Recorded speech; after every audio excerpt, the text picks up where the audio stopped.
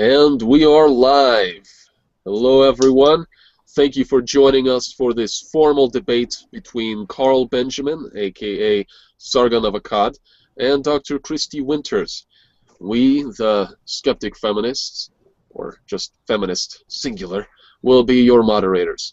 The motion is feminism good for the world? Dr. Winters will be arguing for the affirmative, Mr. Benjamin for the negative. I'm gonna do some quick introductions. Dr. Christy Winters earned her BA from University of Wisconsin. Oh, 1 second.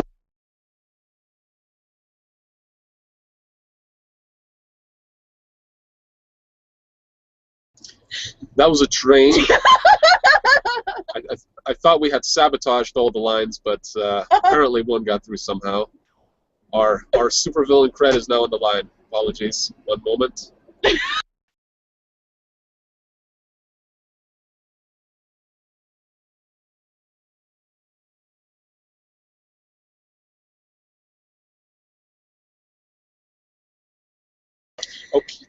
Okay, that's good enough. All right. Dr. Christy Winters earned her BA from University of Wisconsin at Oshkosh, where she was elected Student Association President and to the Winnebago County Board. She worked in Wisconsin Democratic politics, eventually becoming Chief of Staff for a state senator. In 2003, she left the USA to earn her master's and PhD from the University of Essex in the UK. Dr. Winters served as Senior Research Officer for the 2005 British Election Study and is a British Academy Postdoctoral Fellow. She has published research on sex, gender, and British politics and served as a co-convener for the Women and Politics Specialist Group of the UK Political Studies Association. Dr. Winters worked at Geises Leibniz Institute for the Social Sciences and has recently received funding with 2 other British researchers to replicate her doctoral findings for publication in a book on sex, gender, and British politics. And now, last but not least, Carl Benjamin, better known as Sargon of Akkad, is a guy with a YouTube channel. End of introduction for him. Each debater will be given 10 minutes for his or her opening for or against the motion. Next, each debater will get 2 rounds of formal rebuttals, alternating, lasting 5 minutes each. The debate will conclude with 5-minute closing statements. Each speaker has submitted to us a list of sources and online links to every study or empirical assertion they will be citing. These links can be found in the description of the video. The speakers must specify which of the sources they are citing during the debate. Asserting a claim not sourced will be treated as an argument from ignorance, as per Matt Dillahunty, and disregarded. To make this clear, if there is a claim proposed and that claim is disputed, the burden of proof falls onto the proponent of the claim. If there is no agreeable evidence to support a claim, the claim is considered to be an argument from ignorance. Our personal adage here this evening is, what can be asserted without evidence will be dismissed without evidence. There will be no crosstalk. Speakers will use their time uninterrupted, and we will enforce the mute feature to prevent background interference. We, the moderators, will be taking notes of any well-constructed and concise questions from the viewers in the live chat to be asked of the debaters during the 30 minutes allotted for Q&A after closing statements. Now, without further ado, it has been decided by the debaters that Dr. Winters will speak first. Christy, please begin with your opening. First, I'd like to thank the Skeptic Feminist for hosting, Carl for joining, and also the audience for taking the time out of your day to watch this. Is feminism good for the world? Before I start, I think it's important to first ask the question, why do we need feminism? And to answer that, I'd like to paraphrase a YouTuber who summed it up better than I think I've ever heard it done. And that was by Captain Andy, who's reference #1 below. And that is that when we compare the lives of men and women, they are so different that that difference is worth talking about. In Western nations, people encouraged by feminist women and men have been talking about these differences and the discrepancies between and within the sexes for a few centuries now, if we date it back to Mary Astle's 1694, A Serious Proposal to the Ladies, which argued that women should receive an education that includes more than preparing them to be wives to their husbands, but to develop their own intellects and abilities. Reference 2. Proceeding from this view that the difference between men and women's lives are worthy of our consideration, evaluation, and discussion, that brings us on to what to do when we see inequalities, inequities, discrimination, or marginalizations, and that is to do reform. I use as my definition of feminism today the following: a range of political movements, ideologies, and social movements that share a common goal: to define, establish, and achieve equal political, economic, personal, and social rights for women. That's taken from Wiki, but it's based on reference 3. I will focus initially on the specific ways that feminist principles inspired women and men to improve women's lives. These are the direct effects of feminism. Near the end, I will review what I call the indirect or knock-on effects by enumerating a few of the ways men have benefited from feminism as a set of values and from feminist activism. In answering yes to the question, is feminism good for the world, I will address the common objection framed as yes, but. To do so, I'm going to borrow shamelessly from the comedian Louis C.K., who talks about categories of things he calls, of course, but maybe, to describe his ambivalent comportment to certain social phenomena. It goes like this. Of course the world needed first-wave feminism, generally seen as focusing on women's disadvantages in civil and political equality. Note 4.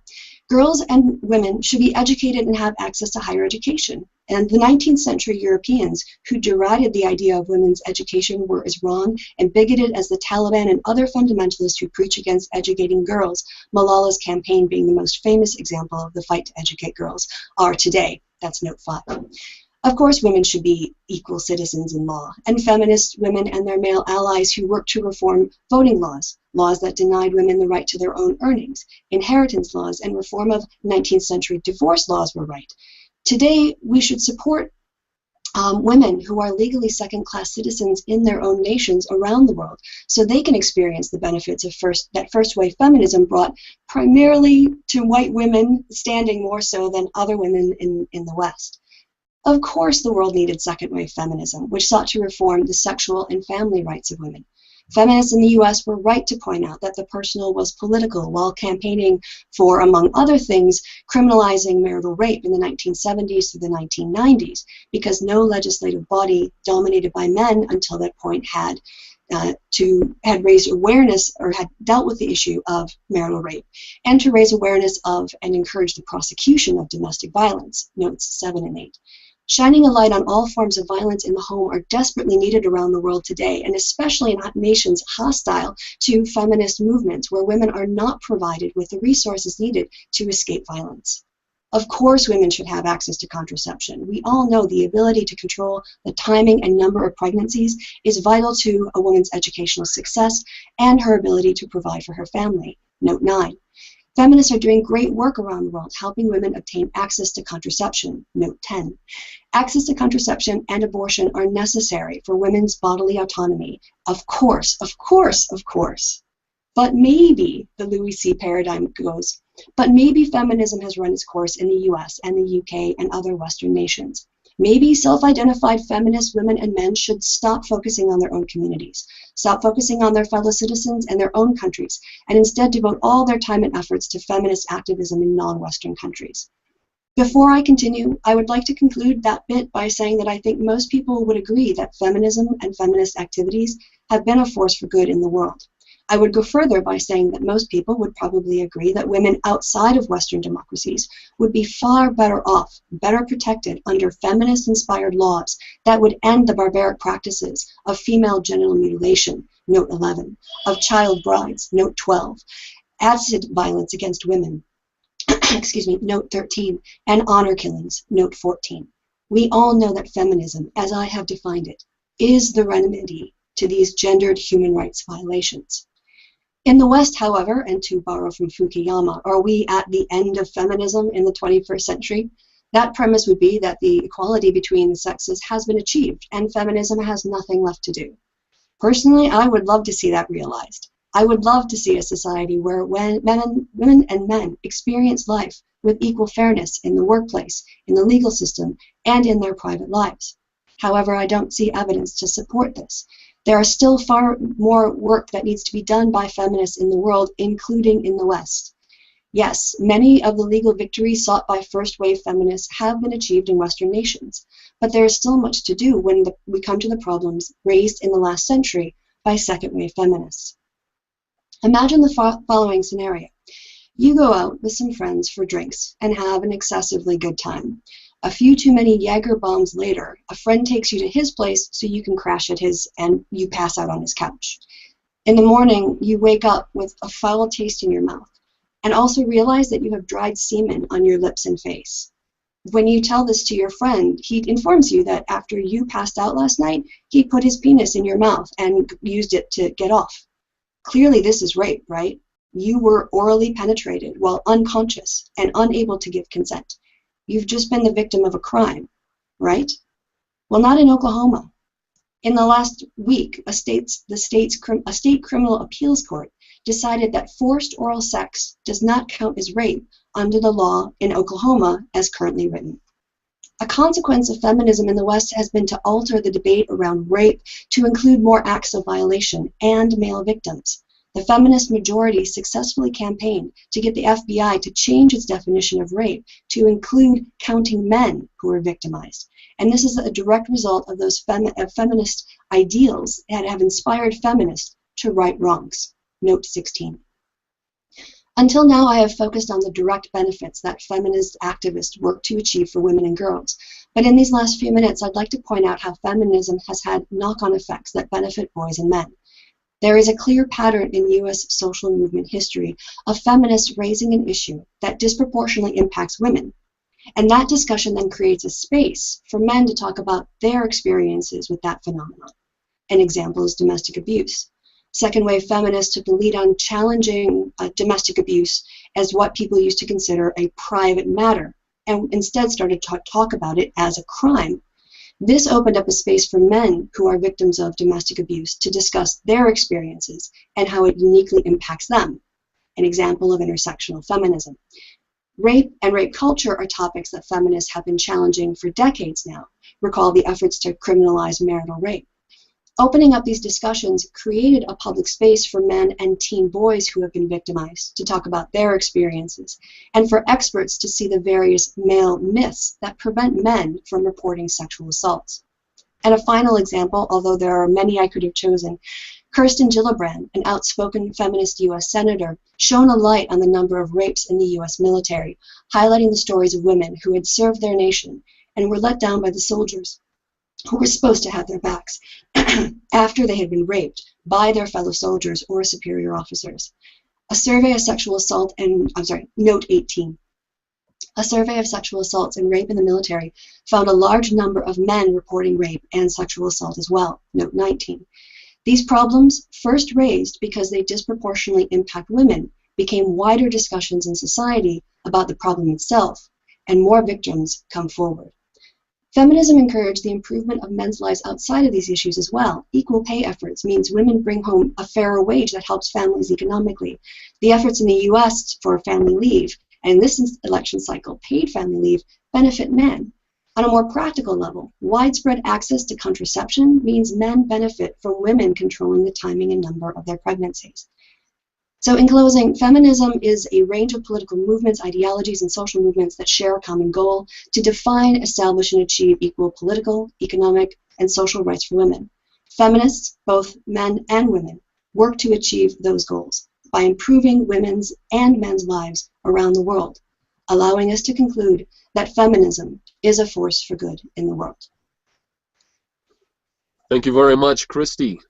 That is 10 seconds left to your time. I appreciate it. Now, Carl, would you please begin your opening statement? Sure. And I'd like to start by thanking Christy for standing up for debate in an environment where the most prominent feminist theorists fail to adequately engage with dissenting viewpoints and cloister themselves away in academia. I genuinely wish to thank her for this dialogue. Feminism is a social science, and therefore naturally uses the social science method of asking people things to gather data. As you can imagine, this leads to data that is hard to measure twice. Note 1.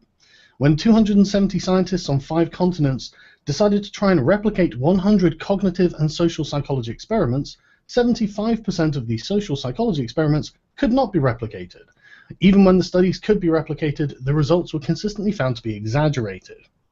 I am sure that one contributory factor is the extremely high amount of political bias in American universities, note 2. A 2014 study by the Higher Education Research Institute found that 59.8% of all undergraduate faculty nationwide identify as far left or liberal, compared with the only 12.8% as far right or conservative. This bias is even more pronounced in the social sciences. In a 2015 study, note 2 again I think, that found 58 to 66% of social scientists were left-wing and only 5 to 8% right-wing. And that means there are 8 Democrats for every Republican. For the same reason, for some reason, conservatives aren't signing up in droves to do gender studies. Now, this has many effects on the social sciences, the first being on the very language used to describe the subjects. This is a quote from a Scientific American article. Duart et al. Found similar distorted language across social sciences, where, for instance, certain words are used to suggest pernicious motives when confronting contradictory evidence.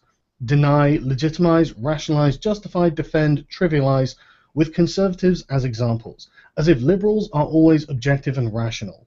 In one test item, for example, the endorsement of the efficacy of hard work was interpreted as an example of a rationalization of inequality. The inability to objectively interpret arguments is just the beginning of the problems that are caused by political bias. The data itself is highly suspicious. The following is from an article published in Science Journal. For some years now, data drawn from social networks has been used by both academic sociologists and brand marketers to help them understand human behavior. Many projects and proposals have been based on information sourced this way. One major problem stems from the dubious reliability of information engendered by the networks themselves. Ruths and Pfeiffer stress that members of a network are far from being truly representative of the general population. The common use of networks on social media is more likely to produce distortions due to bias. Consistent liberals are the group most likely to unfriend or block someone on the basis of opposing political views, leading to social networks that are deeply misrepresentative of the general population. If a liberal professor at a liberal college passes around a survey on social networks trafficked only by liberals, your data is only representative of liberals. It is unreliable due to political bias. If you can't rely on it, you can't draw any conclusions from it. This applies to other identities too. For example, Pinterest has a user base that is 80% women, source 2 again. And it certainly applies to the liberal college campuses with a focus on the social sciences, which are, of course, where many of feminism surveys are carried out. Take, for example, the 1 in 5 students have been sexually assaulted or raped myth. Christopher Krebs and Christine Lindquist, the senior research social scientists at RTI International in the Center for Justice, Safety and Resilience, wrote an article in Time magazine where they say, as the 2 of the researchers who conducted the campus sexual assault study from which the number was derived, we feel we need to set the record straight. Although we used the best methodology available to us at the time, there are caveats that make it inappropriate to use the 1 in 5 number in the way it's being used today, as a baseline or only statistic when discussing our country's problem with rape and sexual assault on campus. They specifically say that the survey is not representative and includes not only rape but any sexual act that could legally constitute a crime, and that it was web-based, shared around social media with a 42% response rate. They literally say, we simply have no way of knowing whether sexual assault victims were more or less likely to participate in our study. They specifically say that it is not representative, but that hasn't stopped feminists the world over from misappropriating this dubious study to justify their crybaby demands for safe spaces and special treatment. Gary Gutting is a professor of philosophy at the University of Notre Dame, and he has this to say on how trustworthy data gathered by social science is. Above all, we need to develop a much better sense of the severely limited reliability of social scientific results.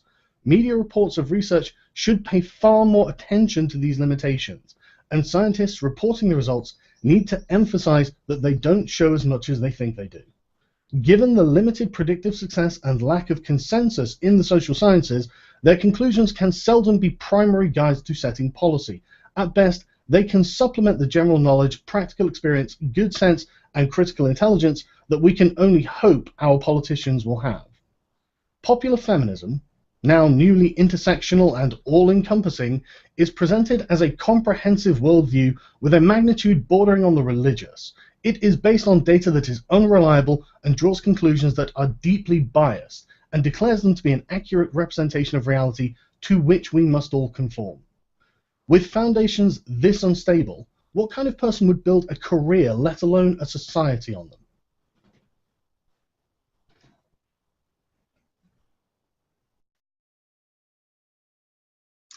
Well, thank you very much.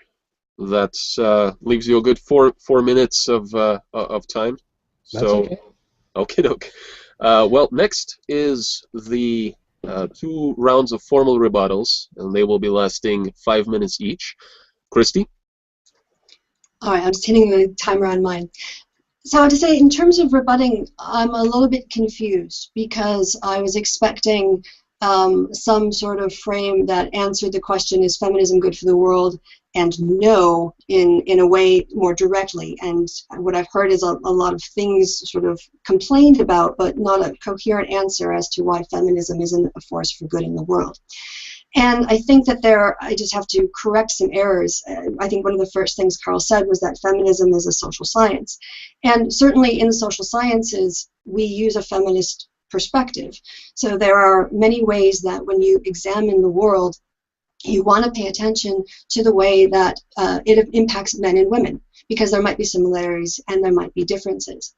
The way to evaluate sex differences, the way to evaluate gender norms in a society is through feminist theory. And so it is really, feminist theory is the way to problematize or examine sex differences, gender norms in a society. And that's why it's used in economics, in political science, in communications, and anthropology, because it is the framework. Just as if you wanted to examine class divisions between the proletariat and the bourgeoisie, you would have to go back to Marx, because he came up with the idea and everyone who followed on from him used those ideas. It's the same thing with feminist theory. It was feminists who started to point out and draw attention to the differences between men and women in society. So just because something is feminist doesn't necessarily make it not credible, because it's a lens through which to analyze social phenomenon. You can also do it through racial justice. You can do it through rational choice theory. You can do it through other forms of theoretical frameworks that are available in the social sciences. I also want to pick up on Carl's note of the social network data. And social network data is different from survey data. Social network data and social media data are relatively new phenomena, and they are highly skewed not because the data are bad inherently or because the researchers are unreliable, but simply because people who use it are not representative of a full range of population. And we're seeing, with deeper penetration, with more people getting access to places like Twitter and the internet, with internet access reaching out into more and more rural areas, we're seeing more people join on to social media. But to paint social network analysis as being the same as survey data, I think, is disingenuous and just wrong. I mean, survey methodology has been practiced long before social media even existed. You know, the famous attempts at telephone surveys to predict American elections, when they realized that people who had telephones had more money and therefore were more likely to vote for the Republican candidate, which skewed the results. So using statistical probabilities and sampling, you know, there's entire industries that are set up public opinion polling, marketing requires accurate data. And for the markets to work, they have to understand their customers. And they use sampling frames to get representative samples in order to generalize to the population, because they want to target the right people with the right data. If all social science data was unreliable, we wouldn't have good marketing. We wouldn't be able to, you know, have companies do successful marketing campaigns.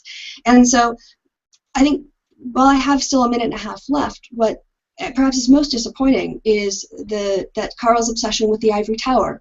My concerns about feminism in the world, it deals with activism. It deals with things like identifying, you know, creating spaces for victims to talk about their victimization now that the FBI has changed its definition, dealing with the fact that laws no longer protect people because we've talked about rape as a form of consent rather than being just about a man penetrating a woman, you know, vaginally. that there are important campaigns going on about honor killings, which is a problem in the UK. Girls in the UK are being killed in honor killings, and that's an issue that needs to be talked about. Female genital mutilation happens culturally, not just in developing countries, but around the world. There are child bride issues. And there's a lot of issues that I think these are interesting discussions to have. But when it comes to improving the lives of men and women, I think the answer really does, I think I'm making a better case here for activism in the world, not just looking at the ivory tower and how people talk about it in published journals. And with that, I'll yield the remainder of my 40 seconds back to the moderators. All right. Thank you very much, Christy. Carl, you may begin your 5-minute rebuttal. Just because something is feminist doesn't mean it's not credible. It's because it's biased, politically driven social science that it's not credible. But anyway, I want to talk about why the patriarchy allows women to have rights. Western feminists don't talk about the actual rape cultures going on in patriarchies, that they actually don't allow women rights and institutionally oppress them with laws specifically against women. Instead, feminists convince themselves they live under a patriarchy by redefining the term. No longer does patriarchy mean that women are the property of their fathers and husbands. Now it represents some omnipresent force that can never accurately be pinpointed but merely hinted at in an infinite number of subtle and coincidentally minor inconveniences for the feminist in question. Western feminists redefine another hyperbolic word to describe the effect of this phallocentric conspiracy theory: oppression. When the patriarchy enforces gender binary by presenting girls' toys in pink and boys' toys in blue, our feminist considers this a form of oppression because other people accept this and might even hold an opinion on the subject. This leads to first world feminists making media from the comfort of their warm, dry, plush rooms, wearing makeup and smiling at the camera while surrounded by luxury to make the ridiculous claim that they are being oppressed because sometimes they have to do something, all orchestrated by an invisible force whose sole purpose for existence is to make their life slightly less easy than it could have been. Western feminists have the gall to redefine a word that describes the result of genuine systems of discrimination and subjugation, and then appropriate that word to describe their everyday annoyances. This is why people hate feminism. It's for whiny, entitled, lazy first world women. But the redefinition of words doesn't stop there. Next is sexism, usually understood to mean prejudice, stereotyping, or discrimination on the basis of sex. Well, thinks our first world feminist. I certainly can't claim that sexism is the reason that my laziness and entitlement haven't somehow landed me a job at a Fortune 500 company. However, if a feminist redefines sexism to mean systems of the world in which I live are designed to prevent me from achieving the job I have through the patriarchal mechanism of high standards, then I can nag my way into positions of power by finding a company with people who are obviously not sexist and then accuse them of sexism or worse, attacking them through their own good intentions and, most importantly, saving the feminist from doing anything approaching hard work. #BelieveWomen. But more than a vehicle for feminists to con their way into careers for which they are underqualified, the redefinition of sexism has opened the door to unbridled and often repulsive man-hatred. This is achieved by the use of the childish method of adding up the total number of men and total number of women in the workplace, finding that more men work than women, and then deciding that this is because men have set up a system to oppress women because in the highest paying vocations the majority are male. By this logic, women as a class are oppressed by all men all through history and into the modern day, which is why the wage gap myth won't die. It doesn't matter that men are working longer and harder for their money. In aggregate, they earn more than women, and therefore there are feminists demanding reparations. #give your money to women. Of course, this synchronizes wonderfully with the redefinition of sexism. So now not only are all men oppressing all women using sexist institutionalized power, but women can't even be sexist in return. So no matter how openly bigoted and hateful they are towards men, it is totally justified because of their redefinition of these words. Feminism is Orwell's nightmare come to life, with a bright smile, rainbow hair, and a jingle in the background by people so pathologically entitled they campaign against other people's human rights. And let's not forget, when we abandon the inverse doublespeak of the feminist lexicon and return to the standard English definitions, the only women these terms apply to are the ones feminists are busy erasing, so they can pollute the media with their own petty and selfish needs. #manspreading, mansplaining, mansplaining, manshaming, fucking man-hating.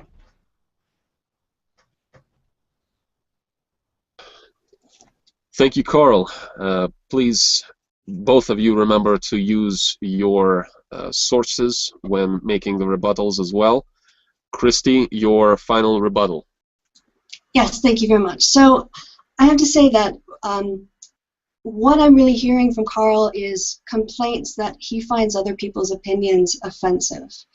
And while he is certainly entitled to be offended by what other people say online and what they express, that doesn't really provide justification for us to say that feminism, to the answer to the question, is feminism a force for good in the world? No. He's entirely ignoring all of the activism that I pointed out in my initial opening statement. He's not addressing the issue of honor killings and how that is a gender practice. It's happening in the UK, and yet he's not bringing that up. We're not talking about the need to redefine rape in order to get male victims counted, seen as the victims that they are, so that they can be dealt with in the justice system. What I feel that Carl is doing is just throwing around a lot of stereotypes, buzzwords, and making a lot of sort of hasty generalizations based on what a few people that he sought out have said online, and from that wanting to discount over 150 years of work trying to improve women's lives around the globe, half the population's lives around the globe. And I just don't feel that he's taking this debate particularly seriously. These are important issues about the quality of people's lives, about girls' education, and also extending the way that feminists have established new discourses in a public situation like rape, that then when they do the surveys, as I pointed to about taking the survey about rape in the US military, male victims are coming forward as a consequence of women taking up a crime that disproportionately affects women. It then has a knock-on effect. We've talked about the importance of access to contraception and the attacks on that, at least in the United States. And there are global issues that don't deal with the first world that actually I think if the Skeptic Feminist, I'd sent you about 42 references. I didn't see them all in the links below. But in my links, I've got links to the Feminist Majorities campaign on helping women who are suffering under the Sultan of Brunei's near Taliban policies, about policies to stop female genital mutilation, policies to end acid violence against women. And although I'm sure for YouTube it is very convenient to spend a lot of time attacking stereotypes of feminists and talking about women on Tumblr with blue hair, that doesn't really deal with the real world. And I think if we're going to have a serious debate, we need to move beyond people fighting on the internet, in the Twitter sphere, and actually look at what feminism is doing on a daily basis for people's lives. The fact that we all, at least in the West, have access to contraception, in part, at least in the US, starting because Margaret Sanger was seeing how uncontrolled pregnancies was destroying women's health, it was destroying families' economic stability, and it was destroying women's lives. And it was a massive step culturally and scientifically to move forward into the medicine to get us to the point where women can control our fertility. And then huge knock-on effect that has, because until that time, unless you were using the cycle method of only having sex, certain times of the month, the entire burden for contraception fell on men, either through condoms or withdrawal. And so feminism, by bringing up the issue of contraception, has basically made it possible for everyone to have a lot more and better sex. And that's actually really important. I mean, it's important for the quality of life in terms of, as being a human being who has sexual drives and living in a world where every time you had sex, you didn't know if you're going to have another child, maybe adding to the fourth or fifth one that you have. That's a burden that we no longer face in the West, but women in the Philippines, women in developing countries, especially Catholic countries, don't have that kind of access. Those families don't have that kind of protection.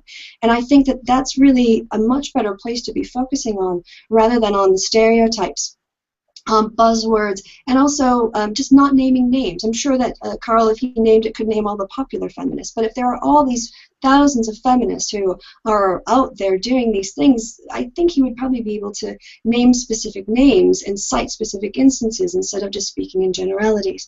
So again, I don't see any convincing reason to refute the idea that yes, feminism has been a force for good in the world based on his comments. And I yield my time back to the moderators.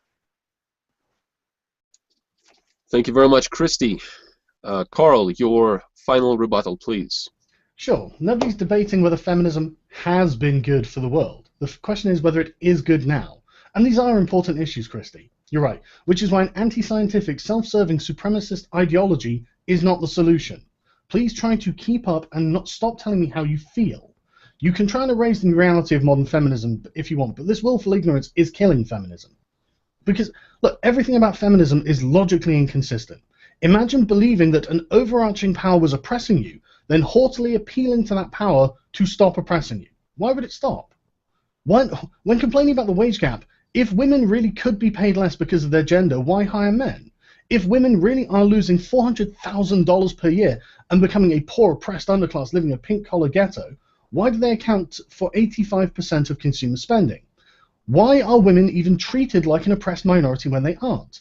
In the United States, a country with women's rights, equality of the law, and universal suffrage, 50% of the population are women.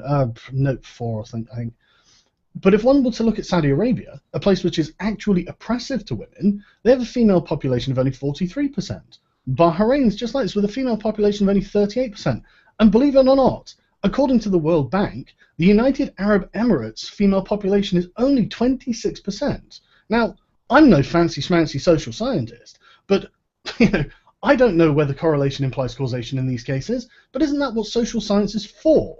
Shouldn't feminists be looking at the data of what appears to be deeply oppressed populations of women who seem to actually be suffering under their yoke? Don't any of them think this is the most important feminist issue? It's even more important than the colour of toys in a kid's store. Instead, they are busy inventing conspiracy theories about the West, about oppression where none can be measured to exist. And now that feminism is intersectional, it must consider the lived experiences of black, gay, and trans people using the same logic. Replace man with white, woman with black, straight with gay, cis with trans, and voila! Through the magic of feminist logic, now everyone's oppressed. White men hold most of the top jobs in majority white countries, white supremacy at work. Despite there being a black president at the top. Sorry, half black. I'm sure that really matters to the racists, who I presume are voting for the white half.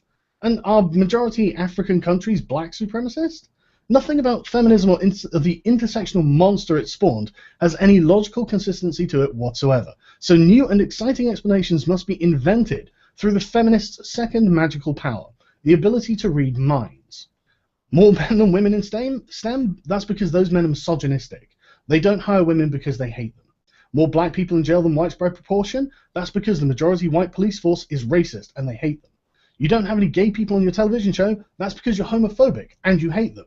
The ability to discern the true motivations of people that they've never met is nothing short of miraculous, to the point where they have identified, and I quote, that literally everything and everyone is problematic. This politically correct witch hunt has left feminism pointing the finger at every single institution, cultural event, and individual for all of recorded history. Then viewing the world through the intersectional system of oppression means there's nowhere to escape from one's inherited privilege and no way of absolving a straight white male from the original sin of being born to the wrong gender, developing the wrong sexuality, and receiving the genetic heritage of the wrong race. What I'm saying is, if you believe that everything in the world is wrong despite all the evidence to the contrary, then perhaps you should stop pointing the finger at others and consider pointing it at yourself. This is really happening, Christy.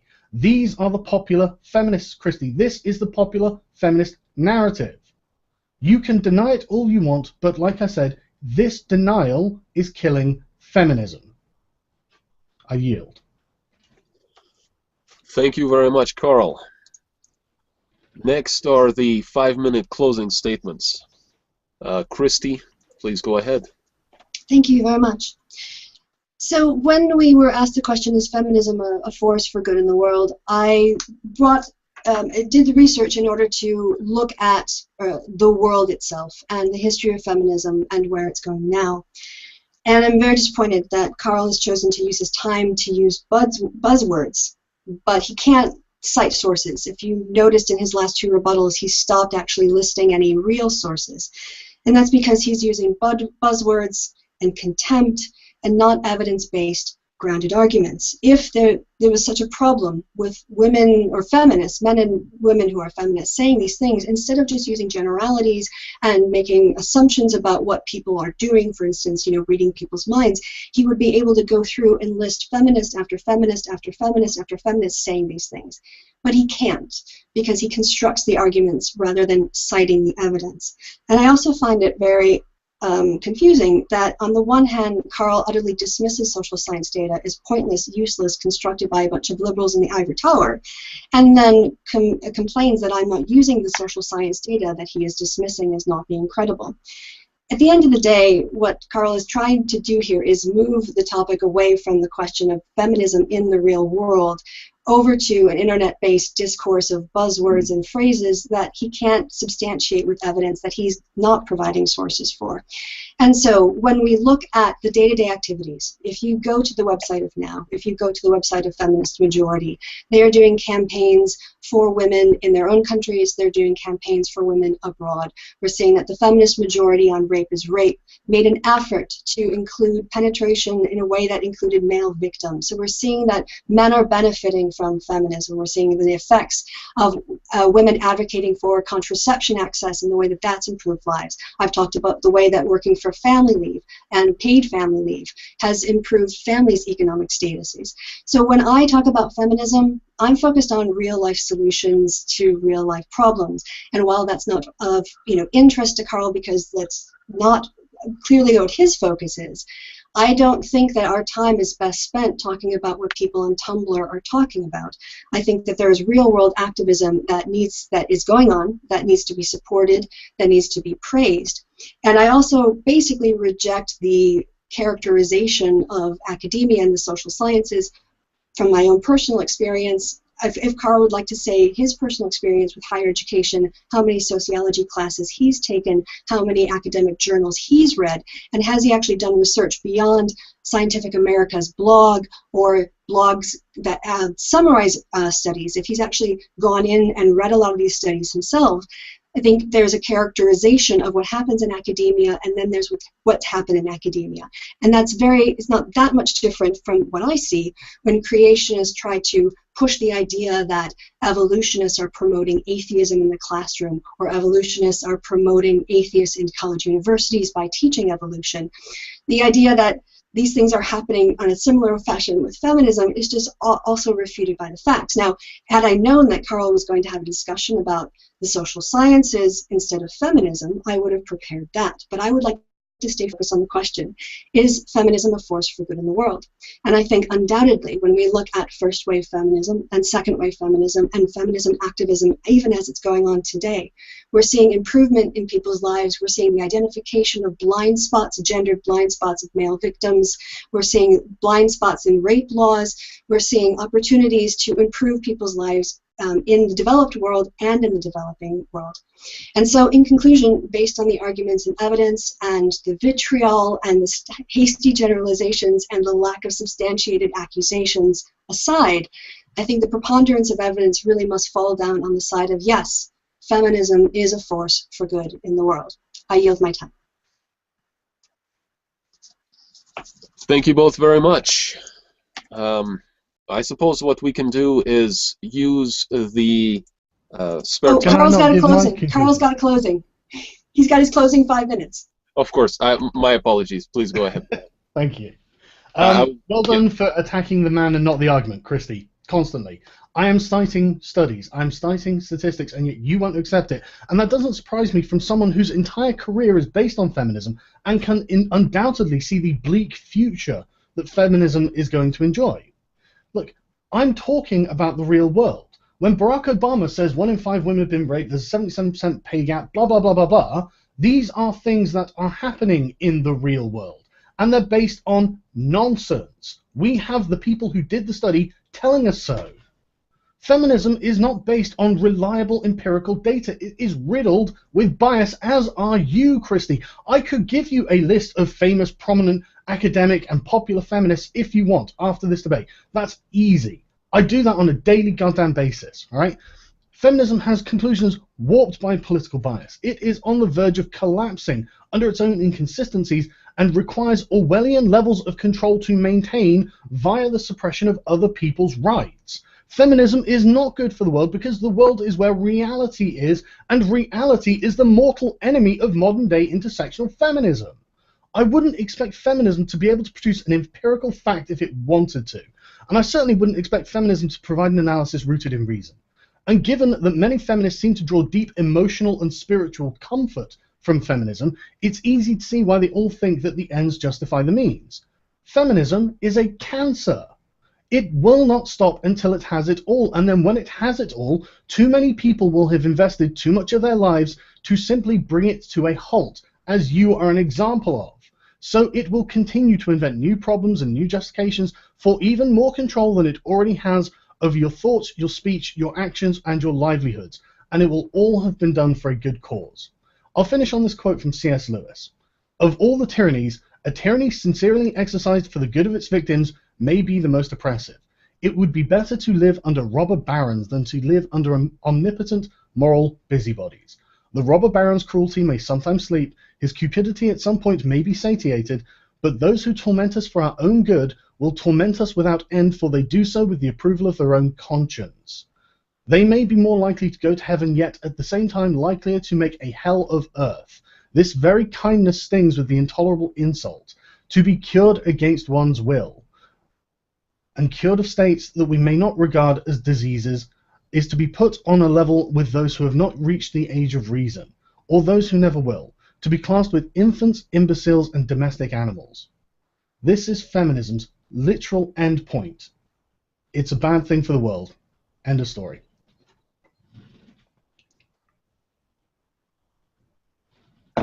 Thank you very much. Thank you both very much.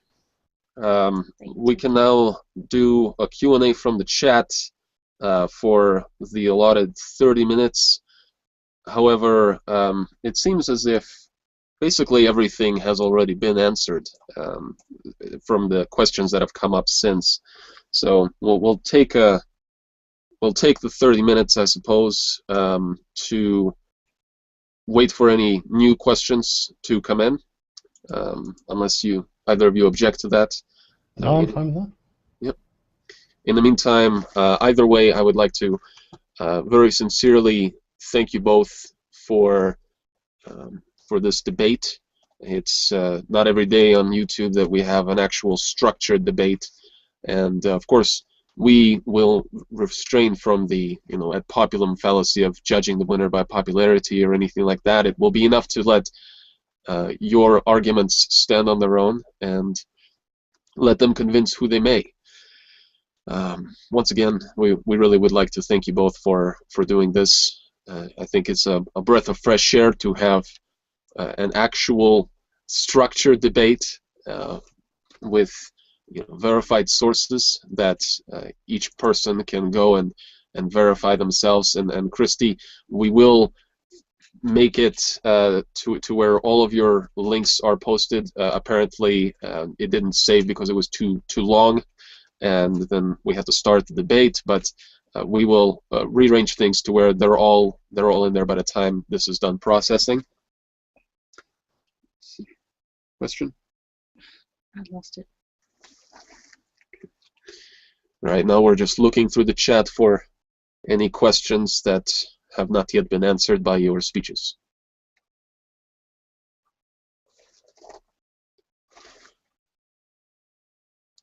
You may take this opportunity to go back and forth with the free time that we now have, at least until a specific question comes up, if you like. Sure, okay.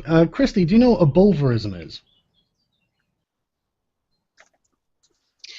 I don't know if I could define it off the tip of my tongue, so if you wouldn't mind going ahead.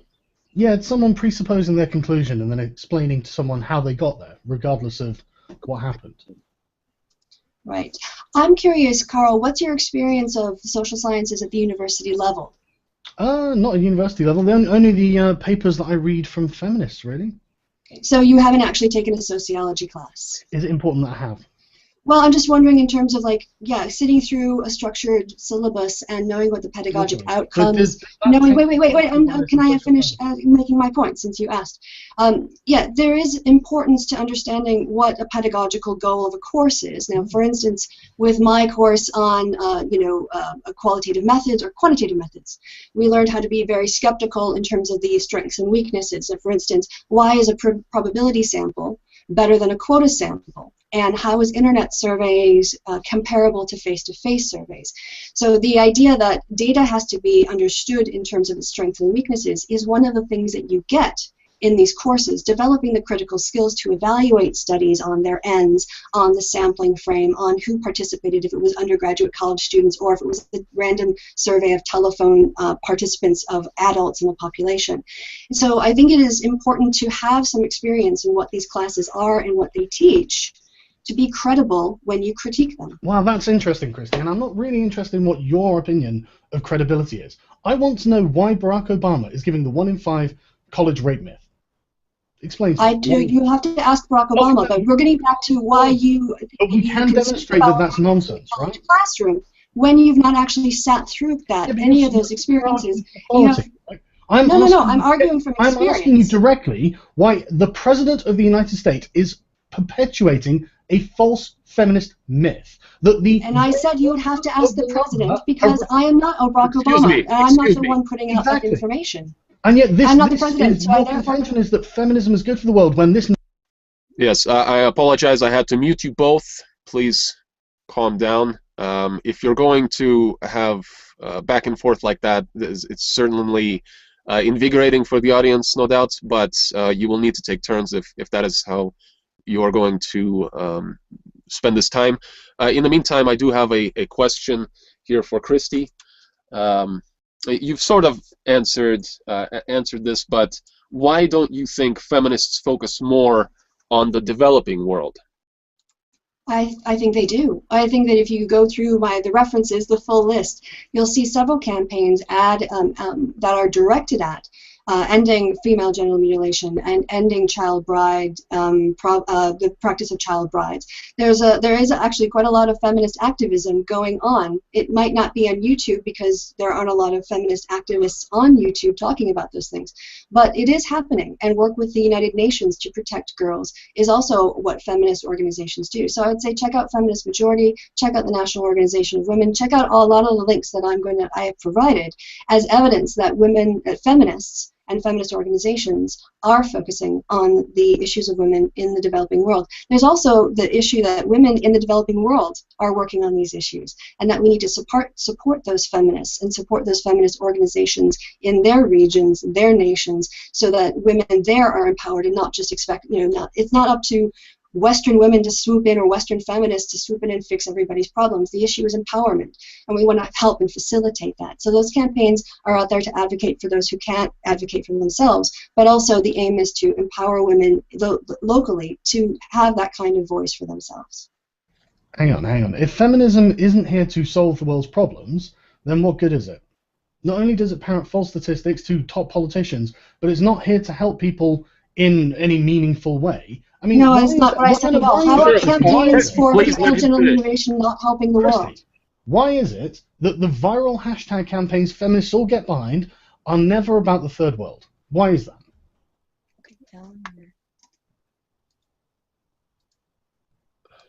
You can unmute her, please.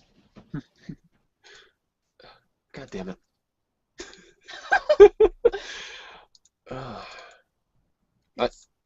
Christy, you need to unmute yourself, please. Thanks, sir. I thought you had unmuted me for me. I see no evidence that that's the case. In fact, when I think back to the Boko Haram incident and Save Our Girls, wait, you had your chance. Let me talk.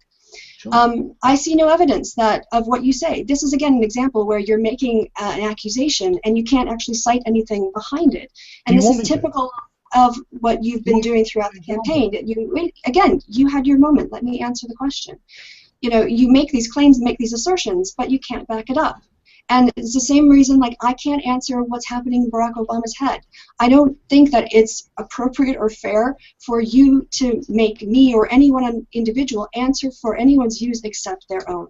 And so I'm not here to be a puppet for every kind of feminist and what every feminist thinks, because I don't know. I can only speak to myself and the evidence that I present. And I would appreciate it if you would limit your questions to either the evidence I have presented or questions that I can answer from my own knowledge, not to speculate on what the president is thinking. You know what, I actually thought you might be able to solve this on your own knowledge, being a social scientist and all. I thought you actually might be able... No, stop interrupting. I actually thought you might be able to explain why feminist misinformation is being parroted by the President of the United States. I mean, don't you think it's dangerous for feminism's image. Just why is feminism good in the world? Do you think people are going to think feminism is good in the world if all it does is fearmonger? Fearmonger with false statistics that the presidents of major Western nations spout. Don't you think that's dangerous for feminism and deleterious to feminism? I would like to know how you think I could know what the president thinks. Just I'm explain asking that. your opinion. No, I'm no, no, asking no. you to You're read not his mind asking. for the first time ever. No, no, no. That's not what you asked. Don't You asked why is he doing it. You asked why is he doing it, and you asked why do these things happen, and I want to know how you think I can know that.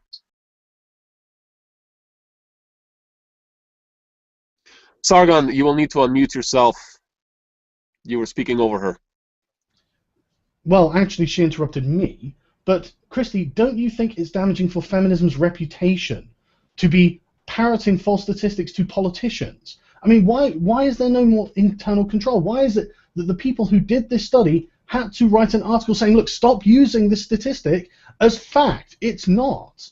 And yet, it's still being used.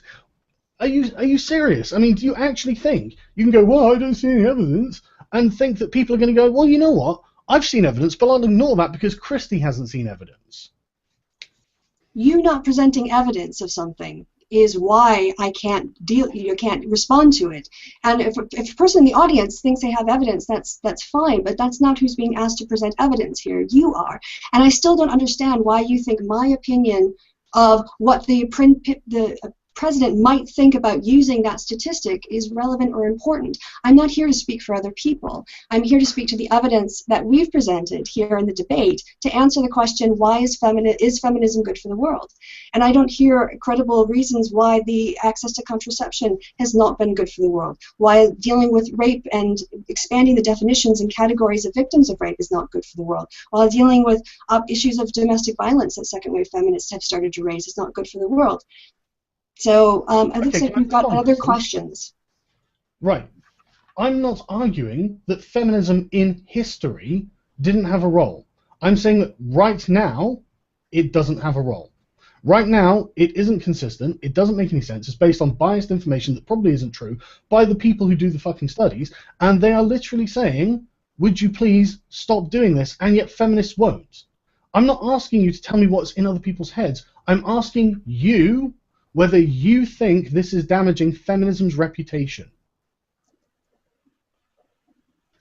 All right. Well, let's move on to another question, if Christy does not wish to respond to that. Sargon, question for you. Sure. Do you think more feminism is needed in the Middle East? If so, why do you describe feminism as a negative force? I don't think that a movement with such logical inconsistencies based on such bad, almost irrelevant data is needed anywhere. There are other movements for human rights other than feminism, despite what feminists would have you believe. Christy, any comments on that? Well, only the fact that if you want to look at the difference between men and women in any societies, you're using a feminist critique. You're using feminist theory. You're drawing on the work that has been developed by feminist scholars going back now for several decades in academia, and that's why feminism is useful.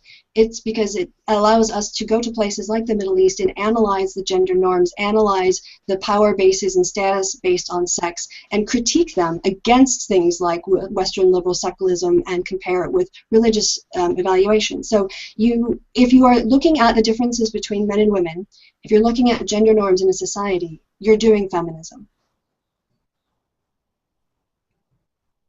All right. Another question. Oh, yes, please, go ahead. Feminism isn't a motive, it's not a method, it's an ideology. No, it's a method. No, feminism does not have, no it's not, and it does not have the monopoly on saying we're going to analyze gender, and if anyone analyzes gender, they're doing feminism. That's nonsense, that's massive overreach, it's totally unjustifiable. Okay, what other theoretical framework allows you to evaluate sex differences and gender differences in a society? Is there literally, do you honestly literally think you cannot just analyze something without becoming part of an ideology?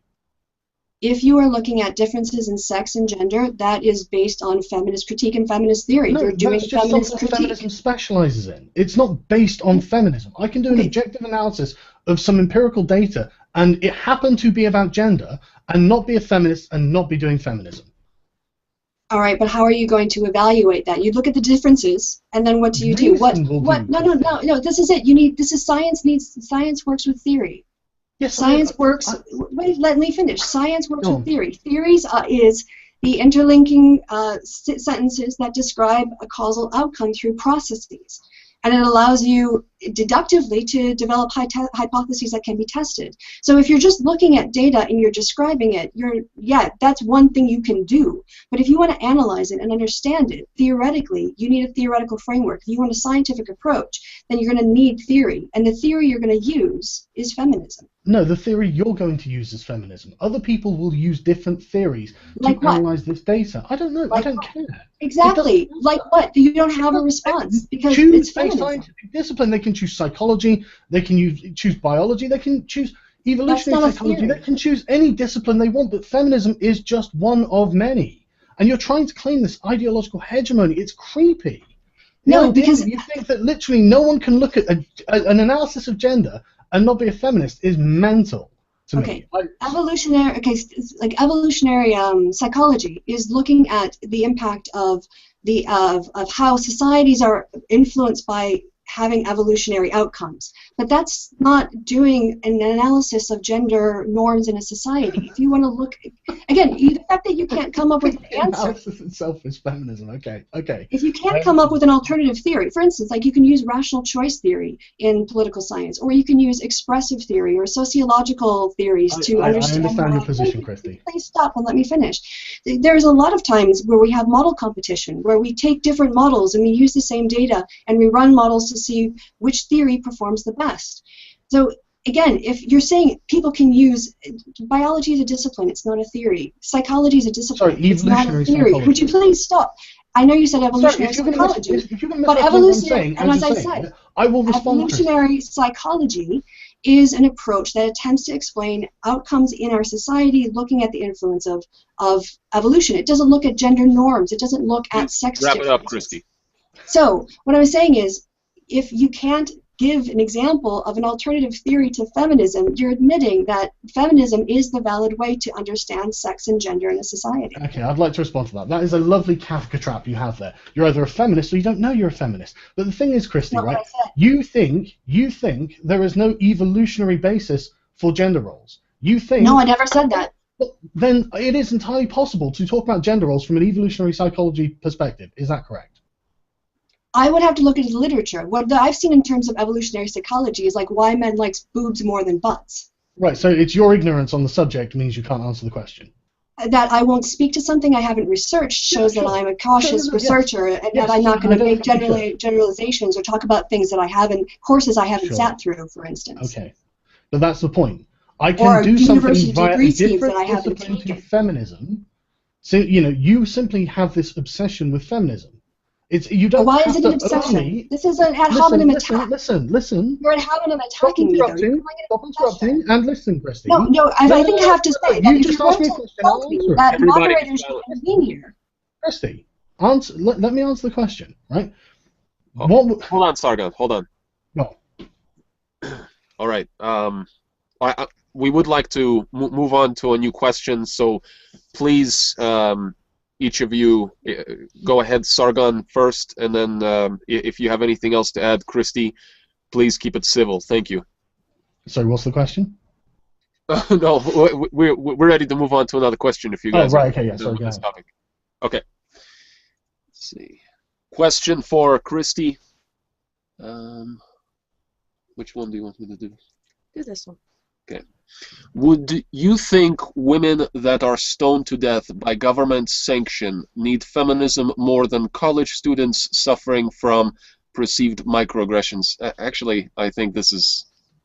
Why did you choose this one? That is not a... I mean, go ahead, you can answer it if you like, but I think the answer is obvious.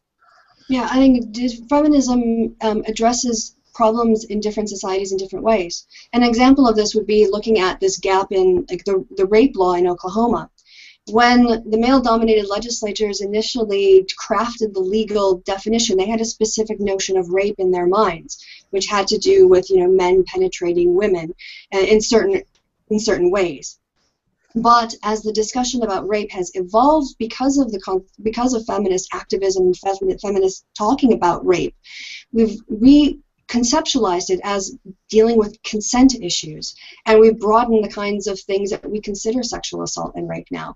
And now that we have this understanding, more victims can come forward, more crimes can be prosecuted, people can be educated to understand what consent is and how it works, so they can protect themselves from violating the law or violating, you know, going too far and not knowing that they're engaging in something that really they should be thinking twice about.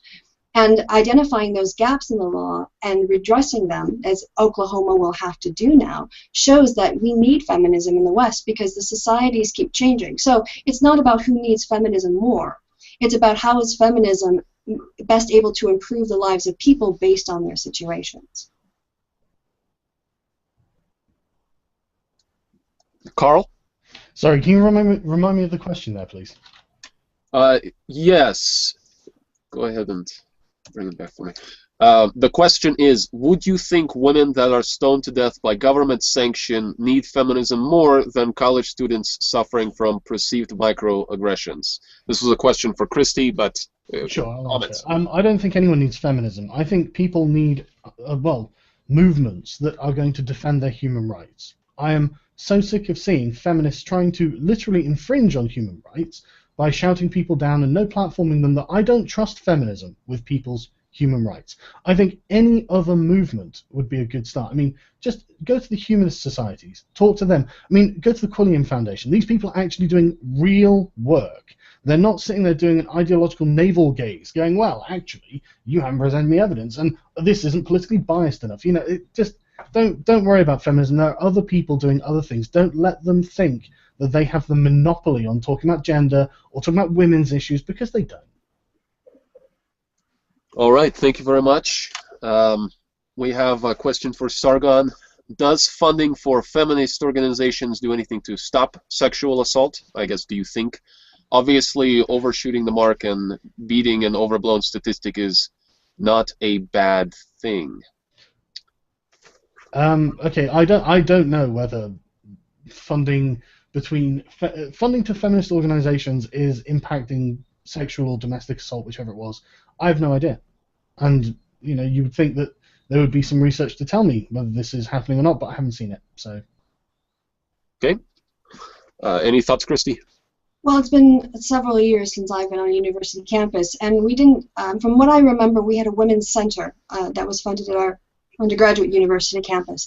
And they would do things like put up a lot of information around campus about getting drunk at house parties. If you remember, in the United States, drinking age is 21, and so a lot of people will go to house parties and drink, and there's a lot of opportunities for women to be taken advantage of in those situations.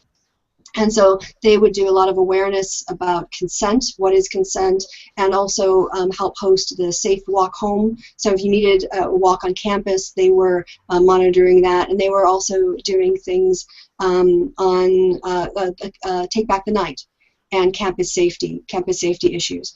So it might not be a direct impact, but through perhaps advocating for lighting very dodgy places on campus, providing walks for people who need them home, raising awareness of consent and the dangers of, you know, of drinking and being out.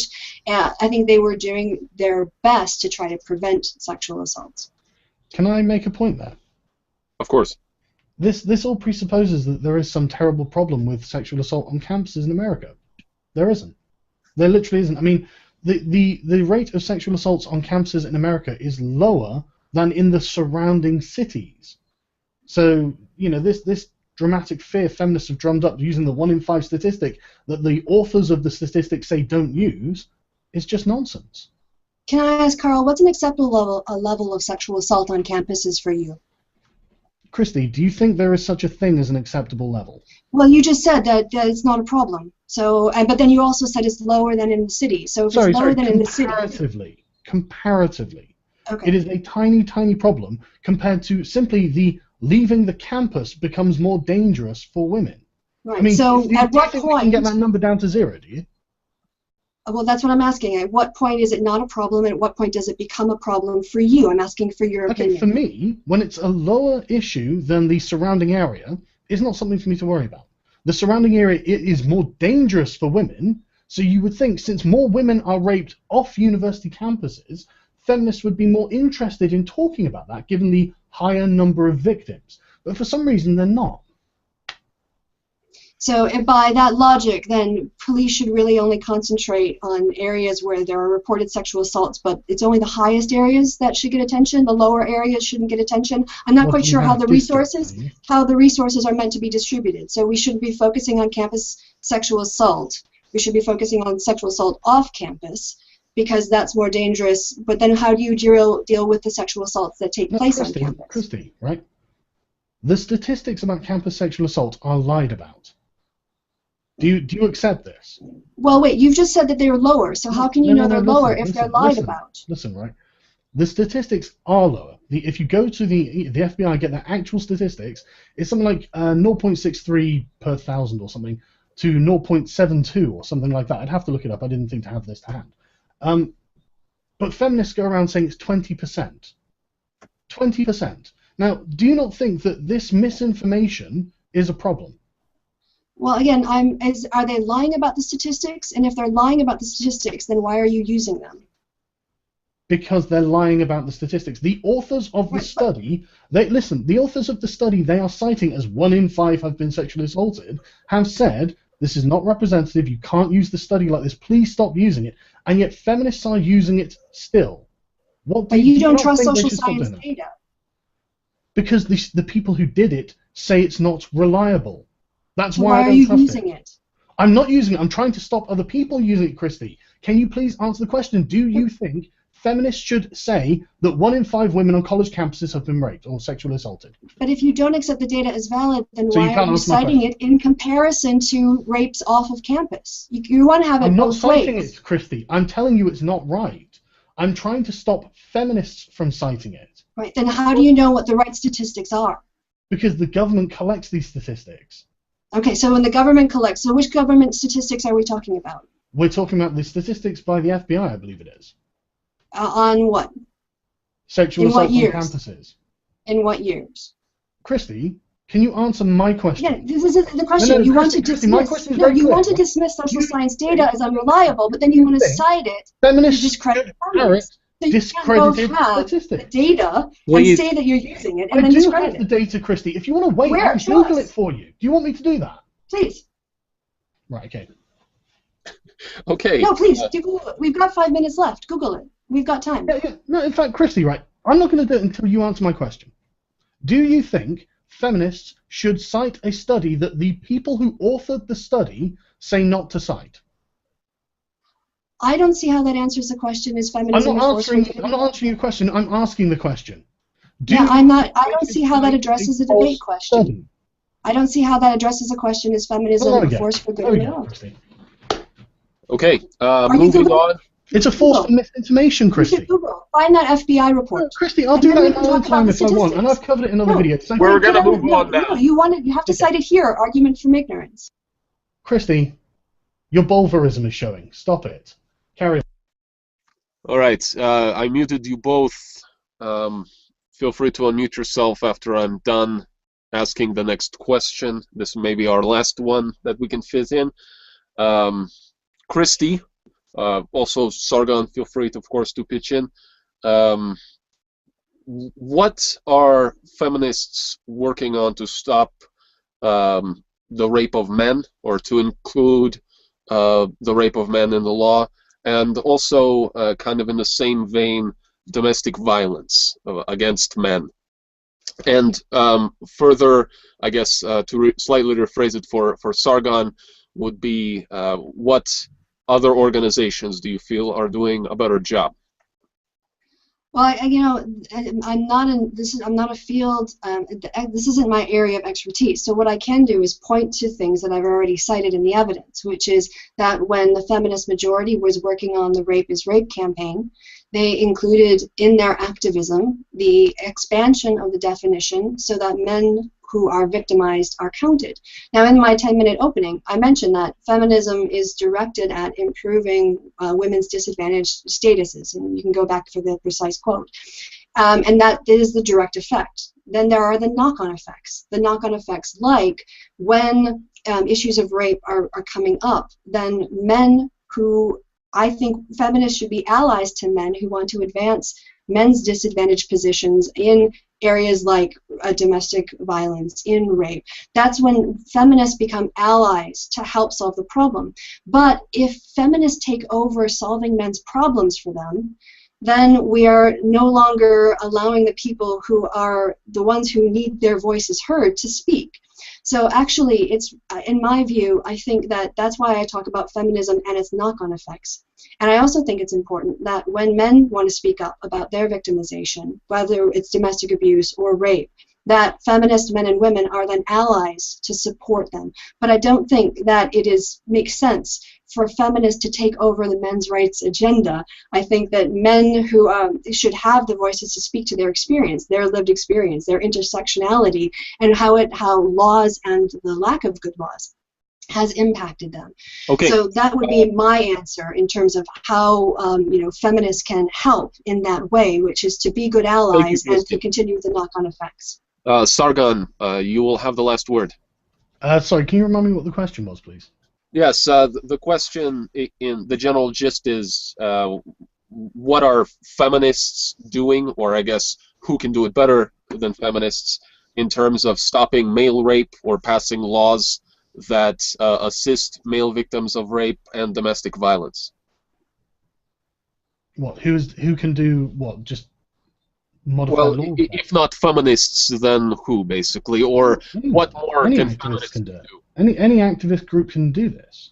There's nothing preventing anyone from being an activist. I mean, in the UK, we've got Fathers for Justice who have been making a big song and dance about themselves, trying to get things like this changed, like not necessarily rape laws, but the child custody laws. I mean, I'm not an MRA, so I'm no expert on these issues, but yeah, any activist group can do this. It's just that feminists are the loudest and noisiest and have the most hyperbolic and inaccurate statistics that somehow get the most attention. I just can't imagine why that is.